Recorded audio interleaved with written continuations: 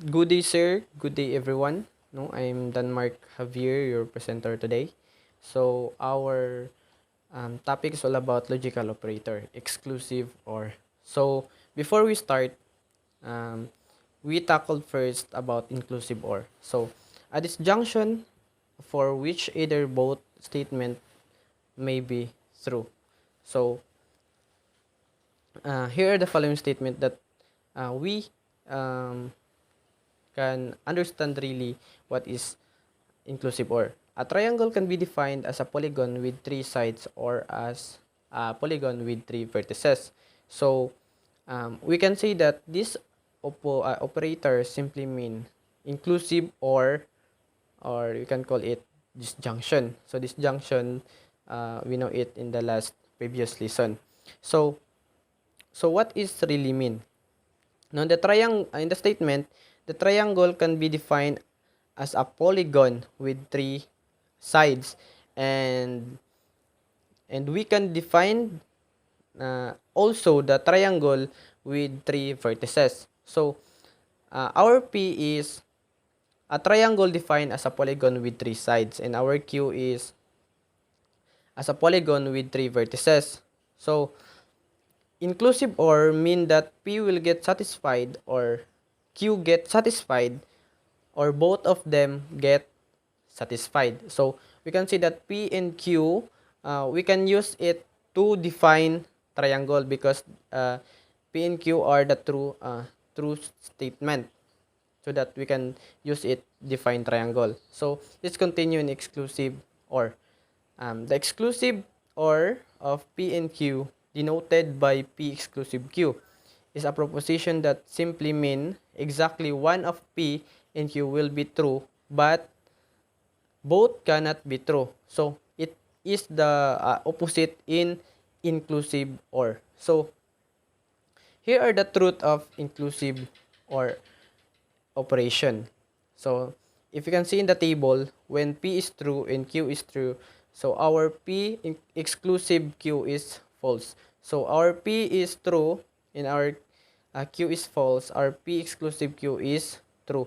So, P is false when our Q is true, then our P exclusive Q is true. So, when our P is false, Q is false, then our P exclusive Q is false. So, let's continue in the following statement. No, this morning I can go to school or I can stay home. So RP is this morning I can go to school, and RQ is I can stay home. Here particularly, or operator simply means exclusive or we can call it in short in XOR. So this is our exclusive or, if you can see that line, and um, um, our P will get satisfied and our Q will get satisfied, but not both of them can be satisfied in the same time, because in this statement, no, um, P and Q, so one statement at the time, so we can use it one statement at a time. So here are the main point of exclusive or. P and Q will be true, but P exclusive or cannot be true. So it is an exclusive or, and inclusive or has a different. So let's continue in our next topic. So implication and his definition and examples. So the definition, here the definition of implication. So the proposition if P and Q denoted by Q implication Q is called implication or conditional statement. Here are the table truth of implication. So when our P is true, Q is true, then our P implication Q is true. When our P is true, Q is false, then our P implication Q is false. When our P is false, when our Q is true, then our P implication Q is false.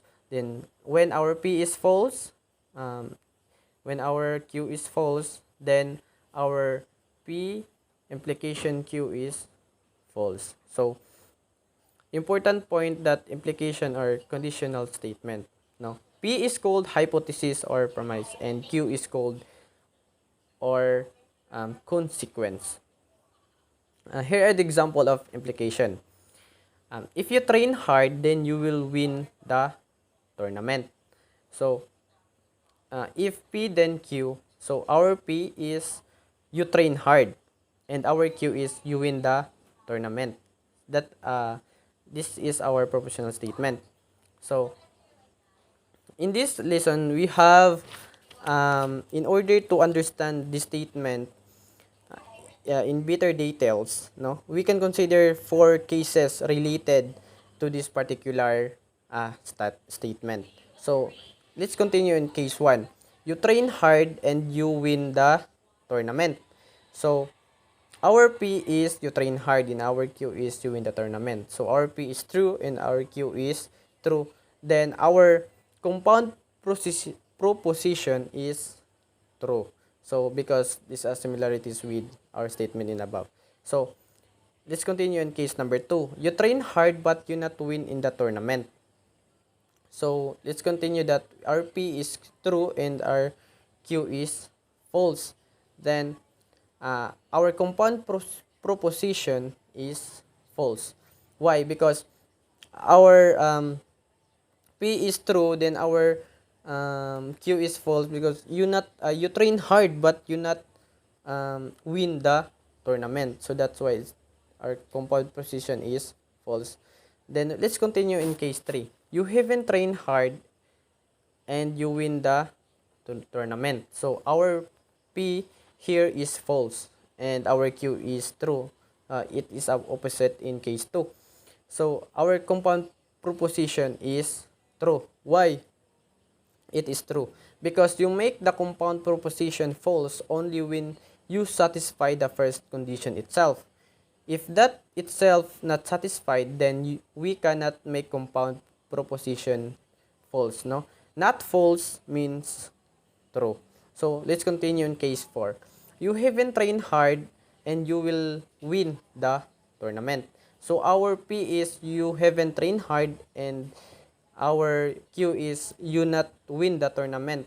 So this is case 4 opposite in our statement earlier in given statement. So our P is false and our Q is false. So the compound proposition is true. So because it is the same compound proposition in case 3. So it says that if that itself not satisfied, then we cannot make compound proposition false, no? And the golden point here is if P is false, then it doesn't matter what will be the truth value of Q. P implication Q is always true. So that's all. Thank you. Good day, sir. I'm Zian Kelsey Tapak from BSIT Section B. Implication representation. How if P then Q and P only if Q can be the same? Example, I will stay at home if only I'm sick. According to the statement, becoming sick is necessary condition that will make you stay at home.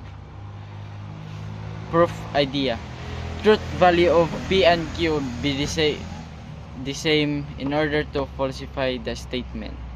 Good day, sir. Good day, classmates. I will Vinyo Baslao from BSIT Section B. Implication representation. Why Q is necessary for P? When we say A is necessary for B, then the falsity of A guarantees the falsity of B, but we cannot guarantee the truth of B from the truth of A. Similarly, when we say Q is necessary for P, then we can only guarantee when the Q is false, then the P is definitely false. When we say P is true, Q definitely true. When we say P is false, Q is definitely false. That's why we call Q is necessary for P.